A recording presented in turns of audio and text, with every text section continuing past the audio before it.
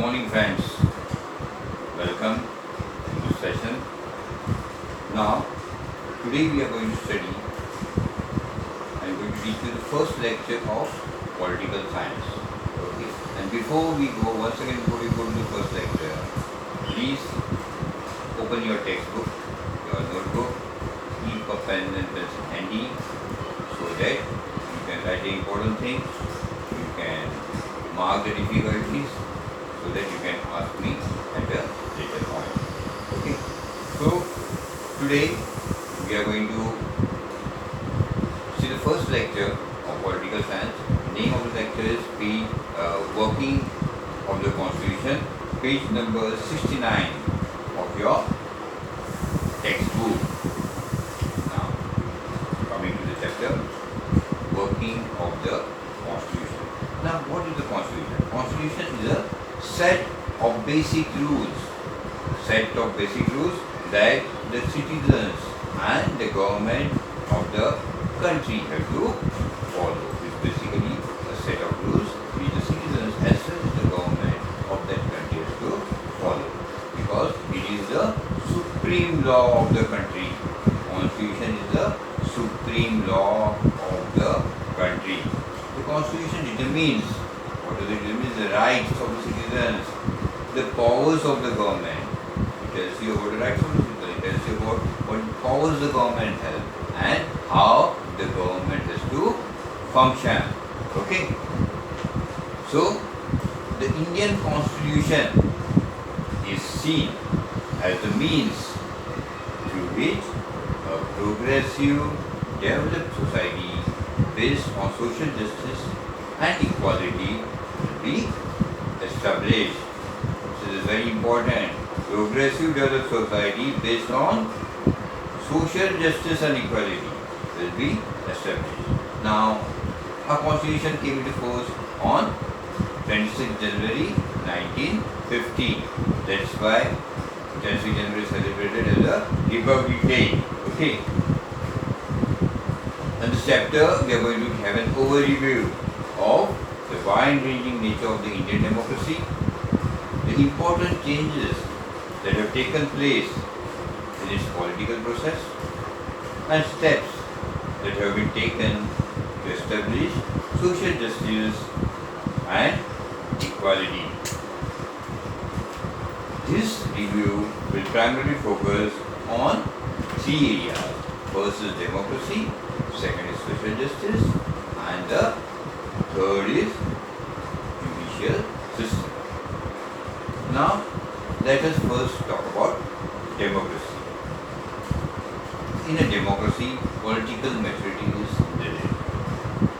So, as you know, we have elections for the Lok Sabha, the Vidhan Sabha, and the local self-government.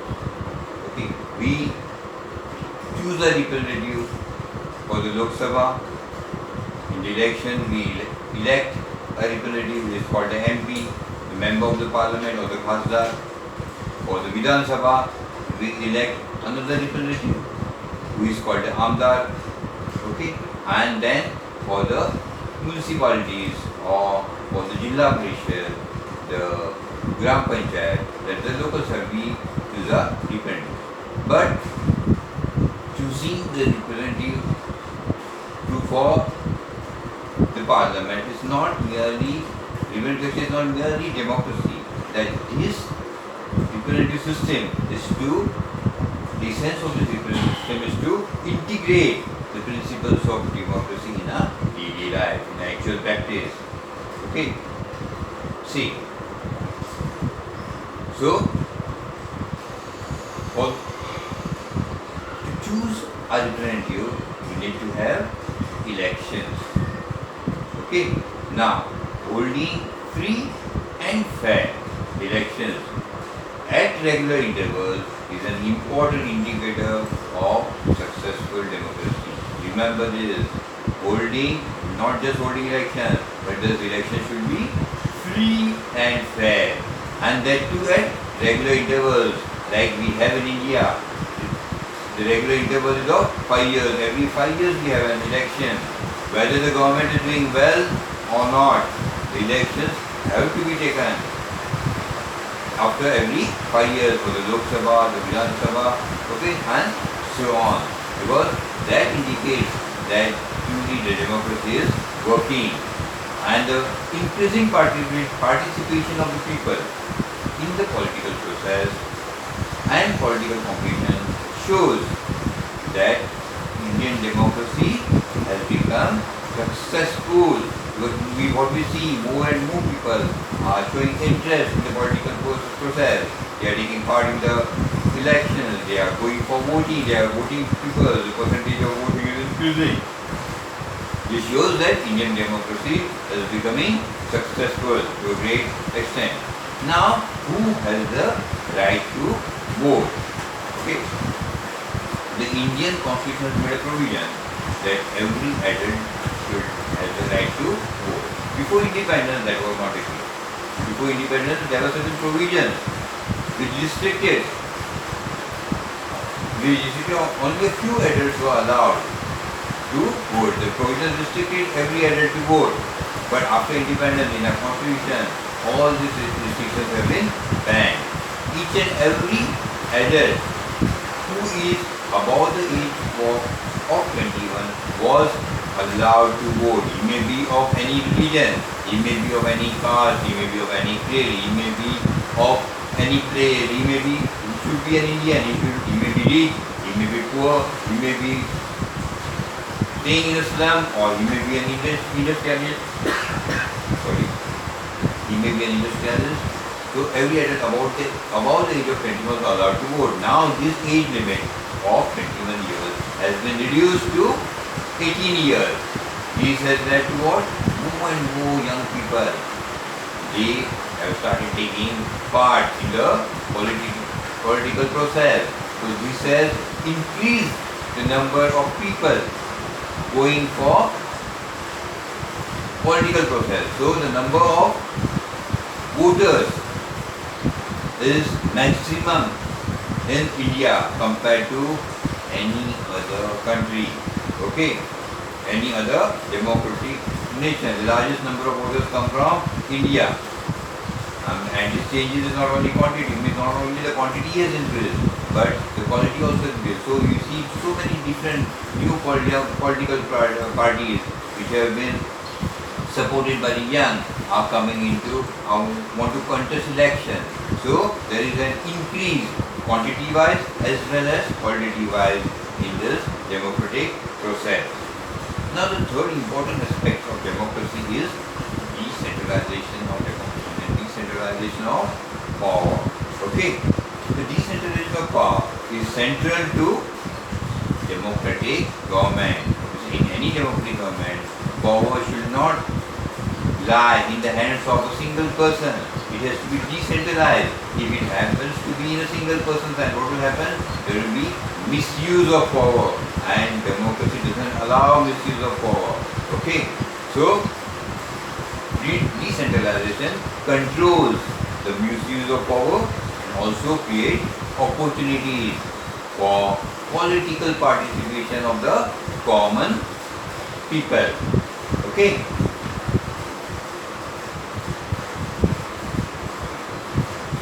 After and to increase this participation of the common people, lot of reforms were made, lot of provisions were made to decentralize. Okay, there were several attempts made towards democratic decentralization, and one such attempt is the 73rd and the 74th Amendment of the Indian Constitution, which is related to the local self-government. The 73rd Amendment refers to the rural local self-government, and the 74th is the urban self-government, local self-government. Okay, it gave constitutional titles to the local self-governing bodies, and it empowered them with more power. If they received, their powers were increased. Okay, this led to the empowerment of the local self-government. Now, on page 70, there is a blue square, and they have asked you, can you tell the reasons for the following changes? The First, some seats are kept reserved for women to increase their participation in political process. Now, what must be the reason? See, women form half of the 50% of the population, nearly 50% of the population of India is women. Now, this 50% of population didn't had a say in the political process, because what you see is that mostly the political process when you see males, not even females. Okay, so they didn't had a say in the political decision making. So, and amendments were made and women were empowered. Okay, so special seats are reserved for women. So only women can contest from those seats. This increased the participation of women in the political process. Now second one is, some seats are kept reserved for weaker sections of the society so that they can get a share in political power. See, certain weaker sections of the society like the scheduled castes, the scheduled tribes, the nomadic tribes, they again for a long time didn't had to say in the political, didn't have say in the political process. Okay, so they have been given special resource seats for the elections, so they can choose their representative, and this representative can go in the Lok Sabha and the Vidhan Sabha and fight for the rights of this, especially this particular weaker sections of the society. Then the third one is, the State Election Commission has been established. Just as I said, holding elections is not important. The election has to be free and fair, and the State Election Commission is an independent body. It is not biased to the government. Okay, while you are so, it is an independent body. It is going to take its own decisions. So for free and fair elections, an independent body was necessary. So a State Election Commission was also established along with the National Election Commission to look after the state. Okay.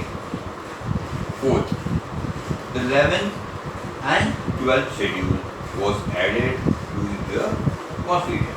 See, these schedules, 11th and 12th schedules, are related to the rural and urban local self-government. The 73rd and the 74th Amendment is related to this. Okay, to decentralize democratization, to empower the local self-government with more powers, this 11th and 12th schedule was added. Okay. Along with this, there were many other reforms, many other laws which were taken by the government to increase the participation of the common people in the government. And one such act was the Right to Information Act, which was passed in 2005.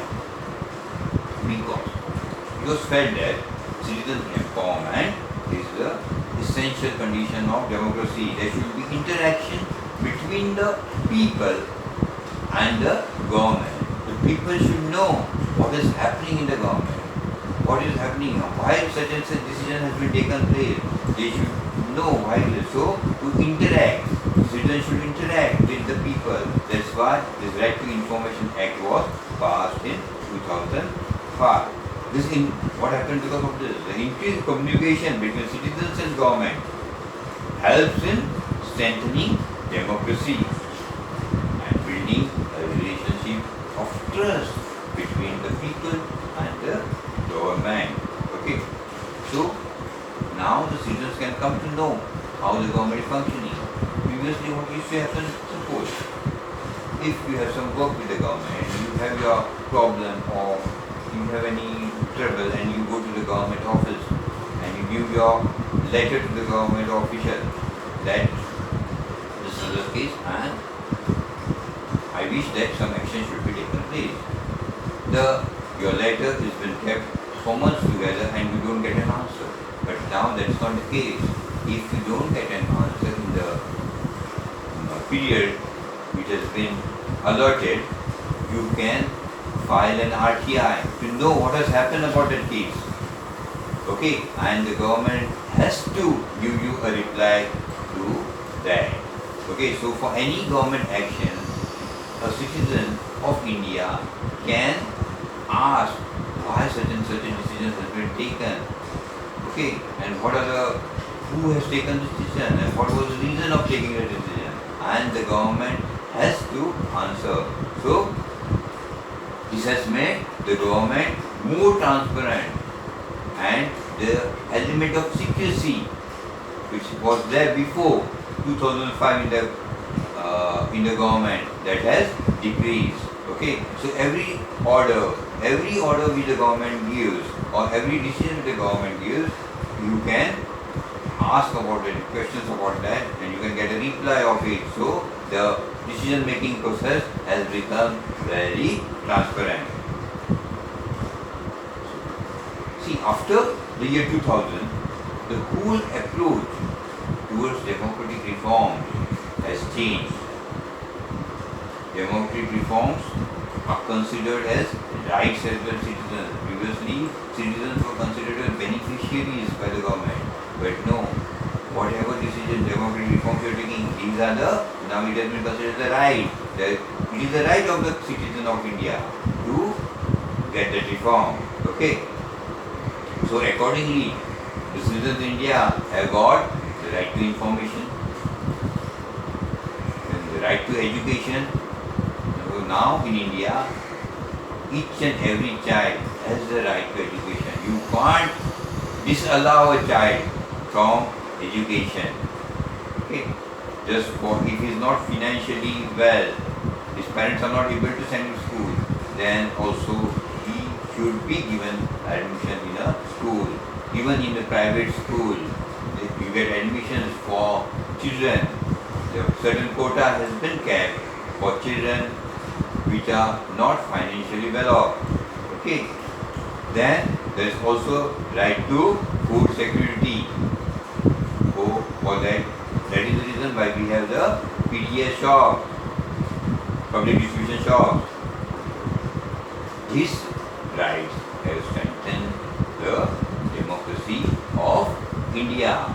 So what we saw was that in India, democracy is successful democracy.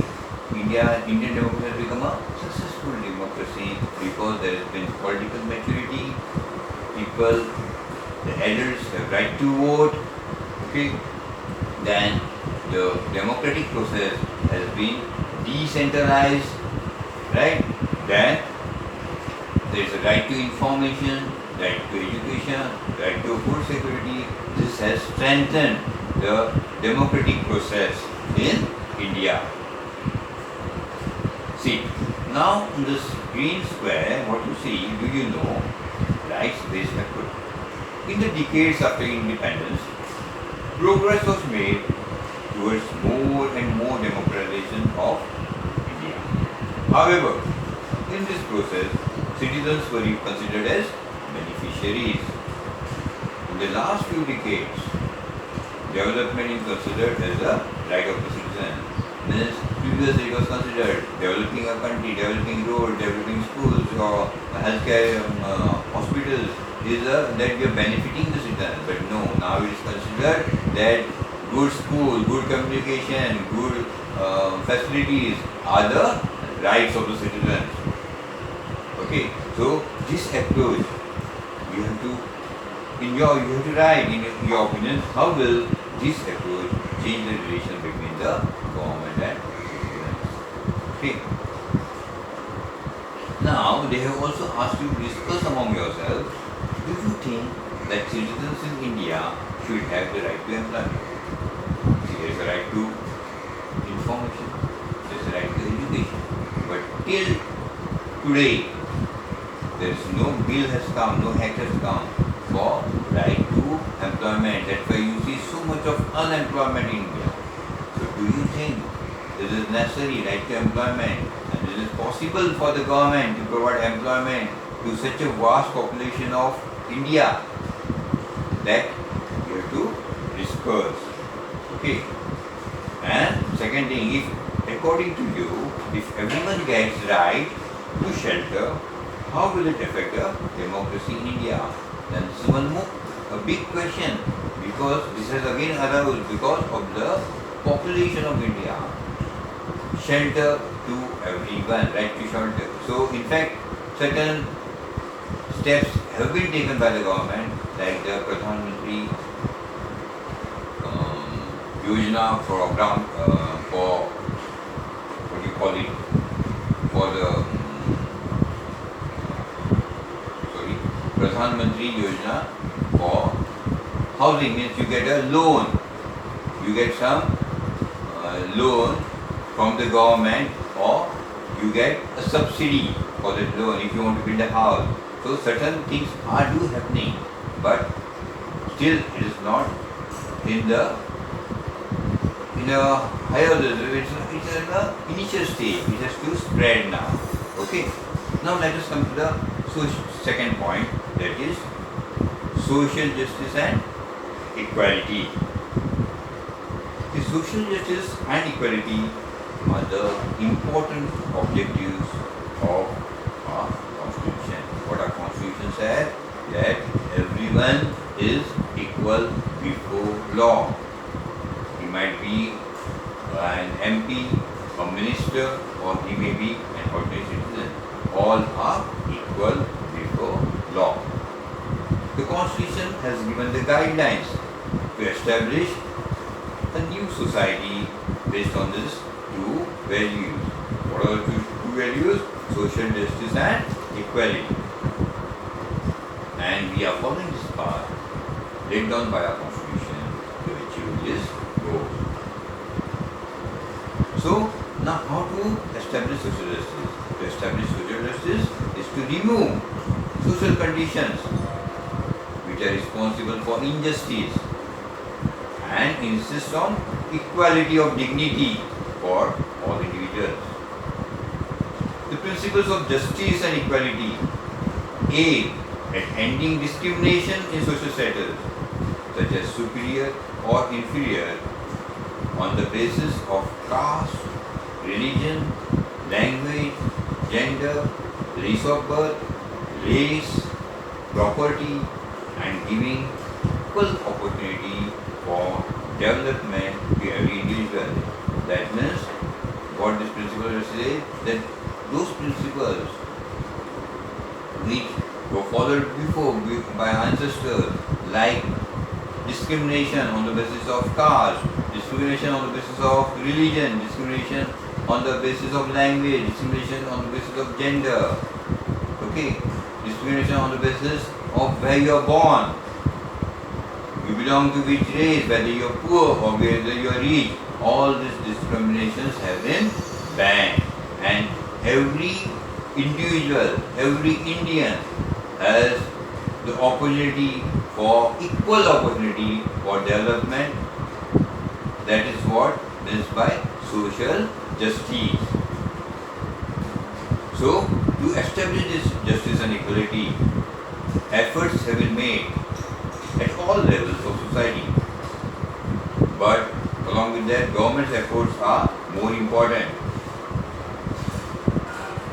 So, democracy is in fact a process of accommodating different society sections in the society. So, see, if different sections of the society, if they get involved with each other, if they mix with each other, suppose in a school or in an office, different people from different sections of the society work together. They have the interests intermingled. A shopkeeper is a Hindu and his customers are Muslims, so they are both dependent on each other. Okay, so what will happen when you get intermingled, when you mix with each other, the social conflicts, they go on decreasing. Okay, so slowly, the